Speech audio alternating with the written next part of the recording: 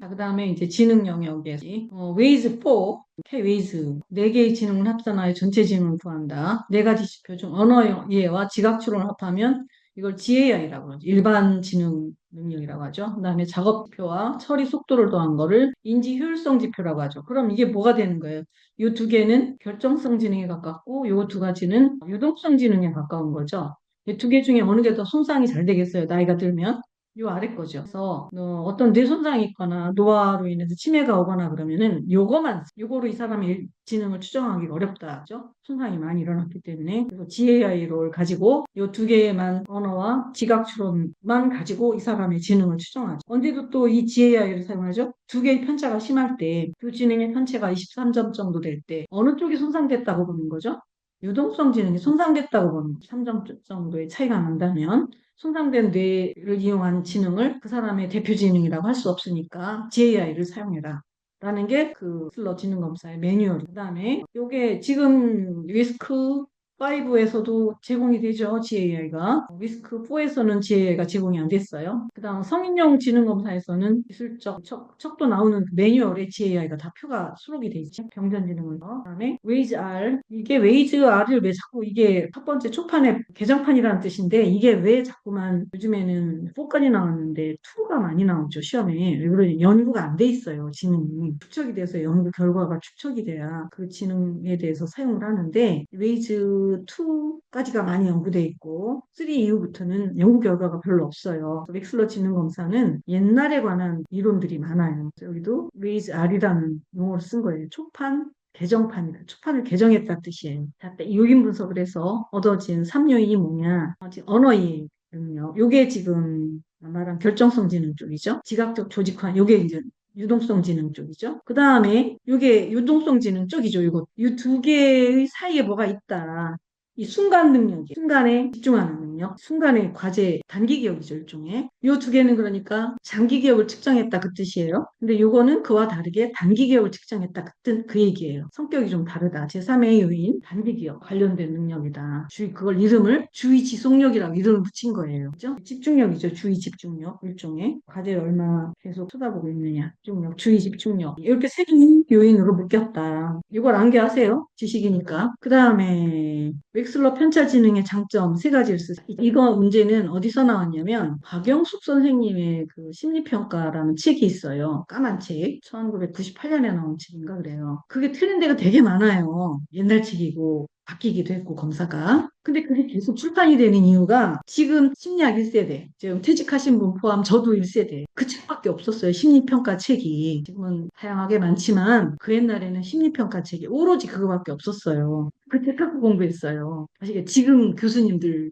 다. 그래서 거기서 계속 시험이 나오는 거예요. 알겠죠? 그 책이 그래서 중요해요. 그래서 그 책에서 문제가 엄청 많이 나왔고 요 답안지도 그 책에서 따왔다. 편차지능 지수라는 거는 평균 100, 표준 편차 15, 그다음에 소검사 평균 10, 그다음에 소검사의 표준 편차는 3 이렇게 정의가 돼 있죠. 그걸 말하는. 그렇게 사용하는 게 뭐가 좋으냐? 편차지능 지수를 쓰는 게 비교가 가능해. 연령 차이 없이, 나라 차이 없이 소검사 간 비교도 되고 비교가 연령에 상관없이 지능 지수가 동등하죠. 나이에 따라서 그 나이에 따라서 상대적인 위치를 찾기 때문에 나이별로 지능 지수가 동등해지죠. 어린애들이 150이 좋은 게 아니고 나이가 150 들어서 150이 바른 게 아니라 그 연령대의 집단에서 그 등수다 그 뜻이죠. 그다음에 지능의 수준이 편차 단위로 명확하게 정해. 생활 연령과 상관없이 나이가 들어가면 지능이 떨어지잖아요. 머리가 나빠지잖아 늙으면. 그런 거를 예방하면서 지능 지수를 산출할 수 있다. 그 또래에서의 지능 지수. 2번, 4번, 5번이 같은 말이에요. 동일 연령 집단에서 개인의 지능의 상대적인 위치를 파악하자. 4번, 5번, 2번 같은 말이에요. 몇 개 쓰라 그랬어요? 세 가지 쓰라 그랬죠? 세 가지 쓸 때 여러분이 비슷하게 겹치지 않게 쓰는 게 중요해요. 아시겠죠? 그다음 웩슬러가 주장한 지능의 정의. 이것도 웩슬러가 말한 걸 암기하셔야 돼요. 다른 사람이 말한 지능이 아니고 여기 다 지능의 정의예요. 근데 웩슬러가 말한 게 뭐냐? 객관식에 나와 있죠. 웩슬러가 말한 지능의 정의. 목표 지향적. purposeful, 합리적으로 사는 reasonable. 그 다음에 환경에 적응한 adaptation. adaptation이라는 건 뭐냐면 어떤 환경에 갔을 때 그 환경에 맞춘다 뜻이에요. 내 방식을 고집부리고 환경을 거부하는 게 아니고 카멜레온처럼 환경에 흡수된다 뜻이에요. 아시겠죠? 그걸 적응이라고 말. 어댑테이션. 이게 번역이 잘못돼가지고 환경을 효과적으로 다룬다라고 돼 있는데 그게 아니고 환경에 나를 맞추는 거예요. 번역이 잘못돼가지고 와전되는 거 되게 많아요. 심리학은. 자, 세 가지가 뭐라고? 목적지향적이다. 또 하나는 reasonable. 이해 가능한. 이상한 행동은. 이해가 안 돼. 그러면 그게 아니라 이해돼. 저 사람 행동. 합리적. 그다음에 환경에 잘 맞춘다. 자신을 변화시킨다. 그게 웩슬러가 제시한 지능의 세 가지 정의예요. 그래서 위에서 찾아야지 그럼. 환경 상황에 적응하기 맞죠? 목표를 세우기를 달성하기 맞죠? 목표 지향적. 그다음에 통찰력을 가지고 문제 해결, 감정을 조절하기. 둘 중에 뭐냐 이거예요. reasonable이라는 이성을 사용한다. reason.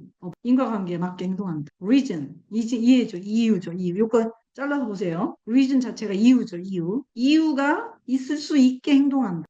이해 가능하다. 그 뜻이에요. 그래서 이성을 사용한다 뜻이에요. reasonable이라는 충동적으로 행동하지 않고. 그래서 감정을 조절한다. reasonable. 충동적으로 행동하지 않고 이성으로 감정을 통제한다. reasonable하다는 거. 충동을 통제한다. 반대는 뭐예요 그럼? 불합리한 거죠. irrational. 아까 말한 알리비티에서 말한 불합리한 사고죠. 그래서 이거 다시 답인데 이걸 연관지어서 생각을 하셔야 돼요. 바로 밑에 문제를 내놨거든. 그래서 이거랑 이거랑 같다라는 말을 이게 영어를 그렇게 해석을 리즈너블하다라는 말을 조절이라는 말을 모르기 때문에 그래요. 감정을 조절한다라는 거는 다른 걸 쓰는 게 아니라 이성을 쓰는 거예요. 조절이라는 말을 잘 몰라. 조절이라는 말 잠깐만 왜 이게 답인지. 조절한다라는 건 대개가 감정이죠. 감정과 욕망이죠. 충동적으로 나오죠.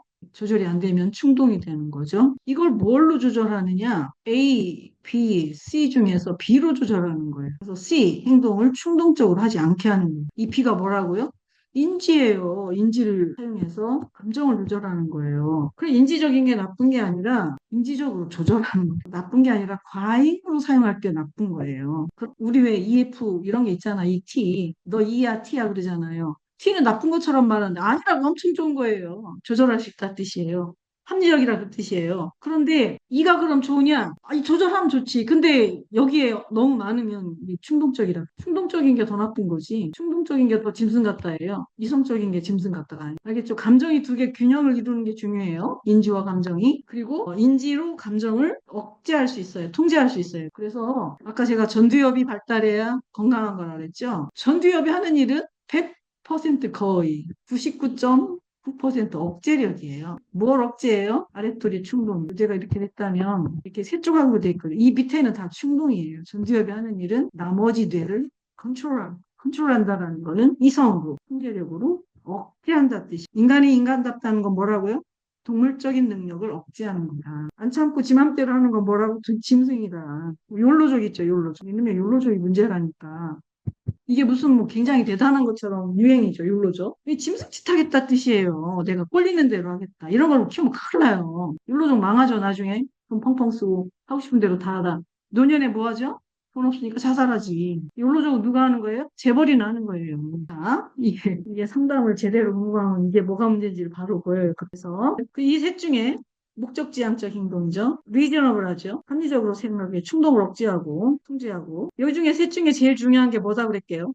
믹슬러가 어댑테이션 능력. 그래서 지능을 한마디로 말하면 어댑테이션 능력. 뭐 하는 능력이라고 지능은 나를 환경에 바꾸는 능력. 그럼 쉽게 정의하면 뭐예요? 웩슬러가 말한 지능의 정의는 카멜레온. 쉽죠 이렇게 하면. 카멜레온처럼 변화하는 능력. 그럼 지능이 떨어지는 건 뭐죠? 변화하지 않는 거예요. 바꾸지 않는 거예요. 자기 자신. 자기 고집을 부리는. 카멜레온처럼 변화해야 지능이 탁월한 거예요. 그런데 아마 계속 같이 그 색으로 계속 유지하면 카멜레온이 어떻게 되겠어요? 먹혀서 죽었겠죠. 그러니까 우리도 환경에 자신을 바꾸지 않으면 망한다. 바꾸는 능력을 가르쳐라 아이들한테. 그래서 자기 주장을 하는 게 중요한 게 아니고 환경을 살피는 게 중요한 능력, 그런 능력으로 발전되는 과정이 지능의 발달이다. 그렇죠? 지능 다른 사람이 주장한 거예요. 다. 슬러가 말한 정의는 세 가지예요. 모양 맞추기. 지금은 없어졌지만 이 모양 맞추기가 다른 지능에 살아 있어요. 카우프만 검사에도 KABC에도 검사가 있죠. 그다음에 유아 검사에도 여기서 세 가지 부분 간의 관계 이렇게 그림을 이렇게 맞추는 거죠. 부분 간의 관계에 눈을 쓰고 손을 쓰는 거죠. 그다음에 동시 처리 조각들을 동시에 맞춰야 된다. 그다음에 손으로 이렇게 움직여가지고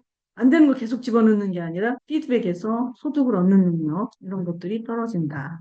좀 옛날 문제이긴 하지만 아직 여기다 문제를 어떻게 바꾸면 되냐면 이화용 지능 검사에서 이렇게 한 문제가 새로운 문제, 살아서 쓸 수 있는 문제. 그다음에 더 이상 치료 효과가 나지 않을 때, 그러니까 지지부진한 상담이죠. 효과가 별로 안 나타나고 계속 상담이 늘어질 때 뭐라고 해야 되는지 솔직하게 그 상태를 말하는 거 성과가 없다. 어떻게 했으면 좋겠는지를 대책을 세우는 논의를 하는 거죠. 그 다음에 종교를 생각할 때는 내담자 입장에서 종교를 한다. 내담자가 원해야 되는 피아에 필요하면 다른 기관에 연계한다. 그다음에 회교정. 회교정 척도 이거 외울 때 이거 못 외워가지고 생각이 안 난다고 하더라고. 외우는 방법. 외우는 방법을 이렇게 외우시면, 저는 어떻게 외웠냐면, 일사천리, 팔구. 이렇게 외웠어요. 요즘 부동산 일사천리로 팔고 도망쳐야 살아. 그 뜻이야. 일사천리로 팔고 도망가. 여기 칠이, 이렇게 외워. 일사천리 팔고 도망쳐. 안 그러면은 망해. 그 뜻이에요. 외우기 쉽겠죠? 이렇게 하면. 여러분들도 답안지를 쓸 때 생각이 잘 안 나요. 그때 생각이 날 수 있도록 암기나 4, 7, 8, 9는 이 척도를 빌려서 쓴다. 왜 그러냐면 여러분들은 그거 써보셨는지 모르겠지만 원래 저는 MMPI를 썼었어요. 2가 나오기 전에. 여기 이 검사에서 추출해서 나오는 척도 중에 하나가 모호 명백 문항, 빼기 명백. 이거 척도가 있었어요. 모호하게 질문하는 것과 명백하게 질문할 때의 차이, 척도를 줬어요. 이 점수가 크면은 위장했다. 여기 명백한 문항에서 크면 노라고 난 아니다라고 반발을 하는 그런 반응이 나오는 거죠. 모호할 때는 못 알아차리니까. 누군가 요 문항에서 원래 진실한 그 사람의 모습이 더 많이 나오겠죠. 요 두 개 차이를 주는 어떤 척도가 있었어요. 그런데 그게 사라졌더라고. 이 투가 나오면서부터. 그래서 이 MMPI 안에는 하나의 척도 안에 모호한 문항과 명백한 문항이 이렇게 섞여 있어요. 모호할 때 어떻게 반응하나, 명백할 때 어떻게 반응하나를 보는 속도가 있었으니까.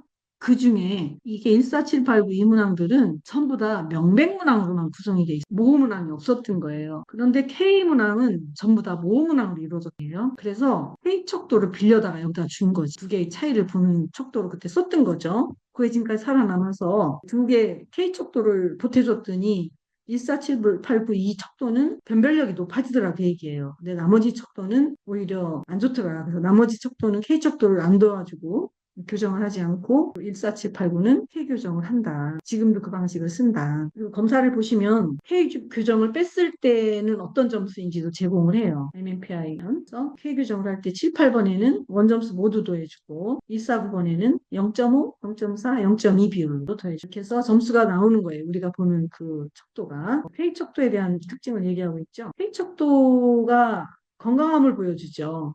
병리적인 척도는 F, K와 F의 차이를 보면은 이게 클수록 K는 이게 낮으면 병들은 거고 F는 높으면 병들은 거잖아요. 이 차이가 높을수록 병이 많다 그런 뜻이. K 척도는 방어를 측정하기도 하지만 자아 개념도 자아 강도를 측정하기도 하죠. 부정적 왜곡이나 긍정적 왜곡 둘 다의 왜곡을 측정해요. 자아 개념도. 스트레스를 견디는 힘도 측정합니다. 그다음에 학력이 높은 사람들은 높게 나와요. 그다음 T 점수 65. 이때 우리가 임상 장면입니다. 우리 비임상 장면이니까 컷오프 기준점이 75점이에요. 75점을 넘으면 너무 거짓말을 쳤겠구나. 좋게 보이려고 했겠구나. 병이 없다고 가정했겠구나. 그럴 수 있죠. 임상 장면에서 65점일 때는 방어를 의미하고 그때 같이 봐야 될 게 TRIN 80. 그다음에 이때 자기가 병이 안 걸렸다라고 주장하는 거죠. 65 이상이면 일단 fail 쪽으로 기울어들어. 부정하는 쪽으로, false로, 아니다 쪽으로. 그래서 여기 F가 붙어버리죠. TRIN은 두 가지 쪽으로 방어해요. 여기가 T가 붙는 경우가 F가 붙는 경우. Yes, yes, yes, 병이 있다 할 때가 T가 붙고요. 없어요, 없어 이렇게 반응을 할 때는 F가 붙죠. 그래서 이럴 때 임상 척도가 이게 여기 65가 넘어가면 이것도 높아지는데 여기 F가 붙을 수 있다. 그러니까 항상 TRIN 속도는 여기를 T를 쓸지 F를 쓸지 꼭 써줘야 돼요. 알겠죠? 여기 어떻게 해서 높아졌는지가 다르니까. 자, 그 다음에 K 척도는 인사선발이나 양육권 분쟁에서 높게 나온다. 나 훌륭해 라고 주장해야 되기 때문에 높게 나오고 그다음에 비임상 장면에서 보통은 요게 적절한 점수다. 일반적인 방어라면 이 이상으로 나오겠죠. 요 점수 정도는 긍정적으로 해서 강도, 자아강도, 스트레스를 견디는 힘, 긍정적인 자아개념, 균형 잡힌 자아개념은 K가 너무 낮으면 뭐라 하겠죠. 나 병 들었어요. 못해요. 그 뜻이라겠어요. 너무 낮고 TRIN이 여기도 80 이상 떠요. 이게 낮아도 그때는 여기가 뭐겠어요? 여기 혹시 빠졌으면 여러분들 집어넣으세요. 나 병 들었어요. 있어요. 있어. 이쪽으로 반응을 하겠죠. 그러니까 T가 를 과장하는 쪽에서는 T가 두 가지 척도가 붙으면 이것도 무효 가능성이고, 아까 여기 65 이상이고 80 이상이고 F가 붙으면 이것도 무효 가능성. 그 다음에 무효 파일을 결정하기 위해서 이게 시험에 몇 번 더 나왔죠. 이후에도 또 나왔었어요. 15년 이후에도. 이거를 암기하시는 방법. 여기까지는 어렵지 않아요. 변화가 없어요. 이거는 그냥 외우시면 돼, 생으로. 무응답 30개 붙습니다. VRIN, TRIN 80점 붙습니다. L도 제가 여기 순서를 좀 바꿔놨는데, L도 80 붙으니까 여기까지는 외우기가 쉬워요. 그냥 변화 없이 외우면 돼요. 근데 나머지는 막 다 변화하니까 외우기가 어려워요. 이거 어려워. 그래서 여기까지는 생으로 그냥 외우세요. 80점, L 80. 그 다음에 요거는 변별척도예요. 꾀병척도를 알아보는 거예요. 요거. 꾀병인지 아닌지 타당도 척도죠. 꾀병인지 아닌지 과장하는지 요거 두 개 일단 또 포함되지만 요거 세 개. 이거는 꾀병하는지 과장했는지를 변별하는 게 안 있어요. 그래서 요 세 개를 동시에 봐야 되거든요. 이거는 변별척도이기 때문에 잘못 판단할 가능성이 있기 때문에 점수 조금 높아요. 그 다음에 이 PB는 뒤에 갈수록 앞에 문제가 많잖아요. MMPI가. 앞에 잘하다가 뒤에 가서 설렁설렁 할 수 있거든요. 그 뒤에 가서 랜덤하게 반응하는 것에 의해서 나타나는 점수예요. 뒤쪽은 대충 하는 경우가 많기 때문에 점수가 높아져요. 여기는 110으로 더 높아진 거겠죠? 이거는 변별적도라 높아져, 컷오프가. 이거는 뒤쪽에가 있기 때문에 높아지더라. 일반적으로 높아진다. 따라서 평균이 높아진다. 그 다음에 K와 S를 보세요. K와 S는 괜찮다는 그 주장하는 거죠. 나는 괜찮은 사람이에요. 라고 주장하는 쪽이기 때문에 높아지면은 과장한 거예요. 잘 괜찮은 사람. 우리가 써야 될 거는 75와 75예요. 둘 다. 75와 75가 넘으면 나 괜찮다 소리 들어요? 나 괜찮은 사람이에요. 그 뜻이에요. K는 내가 주장하는 거고 나 괜찮다. S는 뭐야? 남들도 나를 그렇게 봐요예요. 알겠죠? 병이 없다고 주장하는 거예요. 이 두 개가 다 75예요. 근데 임상 장면에서 숫자가 좀 바뀌는 거예요. 여기 65, 여기 75. 이렇게 하면 좀 외우기가 쉽겠죠? F가 지금 뭐 여러 가지로 막 바뀌어요. 우리는 F도 80을 쓰면 돼요. 그렇죠? 근데 병원에 가면 환자들이 심한 환자들은 100 정도 넘어가니 입원하려고 막 과장하거든. 100이 나올 수 있다. 입원 환자들 80은 정상으로 받아. 환자들은 점수가 더 높아지는 경향이 있는데 왜 일반인하고 환자들의 점수 차이가 많이 나오냐면 증상이 심해서 그렇기도 하지만 입원한 환자들이 대개가 퇴원을 싫어해요. 왜 그러죠? 병원에 누워있으니까 좋지 않나. 퇴원 안 하려고 그래요. 이걸 뭐라고 하냐면 저항이라고. 만성장애자들의 가장 큰 어려움, 치료의 어려움은 저항이. 병을 너무 즐기는 거. 안 고쳐지고 100 이렇게 나와야지만 보통 사람들이 100 이 정도 나온다. 그래서 이번 장면에서는 점수가 F 증상, 특이한 증상 점수잖아. 이게 높아진다. 그러니까 일반인들은 F가 80 정도 나오고 L도 80점 정도가 나오는데 방어하는 사람들 괜찮다. 15로 가도 75. 우리 거예요, 이거. 환자 아니고. FB. 이거는 좀 높아집니다. 뒤쪽에. 이렇게 해서 외우세요. 이거, 요 4번까지는 쉬운데 이 뒤에가 외우기가 힘들어요. 이게 여러 번 나왔어요. 여기 밑에 등호가 붙는다는 건 포함입니다. 30개 초과하는 게 아니라 30개부터예요. 무응답, 무효. 자, 무응답은 언제 나오죠? 반응을 안 한 것뿐만 아니라 두 개 동시 칠 때도 나와요. 스노 두 개 다 무응답입니다. 부정예고 파일, 이건 뭐죠? 나 아파요, 환자예요 라고 강조하는 그런 파일이죠. 꾀병 파일하고 진짜로 병이 심각한 거랑 차이가 뭐냐 그게요. 꾀병하는 거는 파일이 더 떠요. F척도가 더 떠요. 그 임상척도 더 떠요. 임상 정신병 환자보다. 그다음에 K척도가 정신병 환자의 유효수. 정신병 환자는 오히려 K가 상승해요. 나 괜찮은데 왜 자꾸 날 입원시켰단 말이에요. 정신병 환자들은 정신과에 입원이 되는 사람들은 자기가 정신병 환자라는 걸 몰라요. 나 훌륭하다고 생각해요. 그 사람이 자기를 검사하면 K가 일반인하고 똑같게 나와있죠. 정신병자 환자 유효 파일에서 나 괜찮아요. L 이건 뭐죠? 이럴 때 L 어떻게 해석하죠? 상승하면 나 착하고 도덕적이고 순진해요. 그 뜻이죠. F가 상승하면 나 이상한 행동이죠. 그러니까 환자들은 LK가 낮아지고 F가 상승하는 게 맞는데 정신병자들은 왜 이 두 개가 상승한다고요? 자기가 자기를 모르니 나 훌륭하다고 생각. 그렇게 이해를 하시면서 외워요. 왜곡의 경우는 F가 과장된다고 그랬죠. 그럼 K는 나 병이 있다라고 하니까 더 낮아지겠죠. 차이가 높아져. 예전에는 지금도 그러나 봐요. 요 점수를 제공했어요. 근데 지금은 안 제공하는 거. 한국인의 부정예고 지표 F-K 20점 이상일 때 유효하다. 그 다음에 이 두 개의 차이는 뭐냐면 영어를 잘 보시라고 했어요. 항상 노움이라는 것과 영어를 잘 보시고 외우는 게 너무 쉬워져요. criterion 이건 critical에서 나왔어. critical 이거는 normalization. normal이 뭐죠? normalization은 이거를 말하. 모든 자연현상은 정상 노멀 커브의 분포를. 크리티컬하다는 건 뭐야? yes, no를 결정한다고 해요. 어떤 여기는 yes, 여기는 no 이렇게 기준점을 준다 그 얘기죠. 이걸 지나면 얘는 yes, 얘는 no가 돼. 얘는 합격, 얘는 거절. 둘 중에 하나를 크리티컬하게 정한다. 그러니까 준거 참조 번역이 지금 다 비슷해요. 그래서 영어를 보시라고요. 이거를 노멀 커브를 우리는 뭐라고 해요? norms라고 하죠. 여기에는 중요한 게 뭐죠? 평균과 표준 편차를 다 두 개를 사용하죠. 평균과 표준 편차를 제공하는 기준, 거기에서 어디에 위치하느냐 찾는 것이 준거 참조 검사다. 상대평가. 이 집단에서 나는 어느 위치 좀 속하는지 이렇게 찾아가지고 서열을 매기는 거. 이거를 규준 참조 검사라고 하고 준거 참조 검사는 뭐예요? 어떤 일정한 기준점이 있는데 거기를 합격했느냐 안 됐느냐 보는 거. 우리 임상심리 검사는 뭐예요? 전부 다 60점만 맞으면 합격이잖아요. 크리티컬한 거지. 61점이면 합격, 60점이면 합격. 59점이면 탈락이잖아요. 여기가 크리티컬한 결정선이죠. 내 위치가 어디냐. 그래서 여기까지가 30명이야. 그럼 여기가 합격하는 상대적인 위치에 따라. 알겠죠? 서열에 따라 합격한다. 기준 참조검사. 여기는 기준점에 합격 도달하면 명수 상관없이 서열 상관없이 모두 합격. 목표에 도달하는 여기만 합격하면 모두 합격. 이거는 서열, 집단 내의 상대적 위치, 서열이란 뜻이에요. 서열이 있고 몇 등 안에만 합격한다고 했죠. 그거를 이해하시면 이 문장들을 암기하는 게 좀 쉬워질 수 있어요. 그러니까 제가 책을 읽다 보면은 제가 어디에서 강의를 지금 하나 이제 관리 강의를 맡았는데 강의를 엄청 어렵게 하신 거예요. 어떤 분이 자기가 찍었는데 동영상 강의를 찍어서 올렸는데 근데 강의가 엄청 어려워요. 근데 제가 볼 때는 자기가 뭔 말인지 모르고 강의한 것 같아요. 그러니까 그 강의를 아무도 관리를 하지 않는 거예요. 아무도 안 하겠다고 다 도망치는 거예요. 그래서 제가 그걸 계속 맡고 있거든요. 그 강좌는 저한테 오는 거예요. 강의 내용 너무 어려워. 이 강의 안도 너무 어렵고 뭔 말인지 몰라. 근데 가만 보면 왜 그러냐면 번역책을 그대로 베낀 거예요. 그리고 그대로 말을 한 거예요. 암기를 해가. 그러니까 그 박사들이잖아요. 거기 강의 관리하는 사람들. 온라인 강의를 관리하는 사람. 썰 이해를 못하는 거예요. 강의를 듣고. 이게 그냥 암기하시면 그런 일이 벌어져요. 알겠죠? 멋있게 강의를 했어요. 근데 아무도 못 알아들어요. 여러분들이 암기해서 그냥 쓰면 무슨 일이 벌어지냐면 잘 썼어 나는. 그 읽는 사람이 뭔 말인지 몰라요. 그래서 어떻게 쓰시라고요? 이해가 안 된 거 쓰지 마시고. 제가 지금 이해를 할 수 있도록 설명을 좀 해주고 있는 거예요. 왜 놈스가 붙으면 그게 되고 크라이테리언이 붙으면 그게 되느냐. 번역의 문제지 한국말의 문제가 아니라니 구분하는 거는. 아시겠죠? 오늘 여기까지 하겠습니다. 모두 고맙습니다.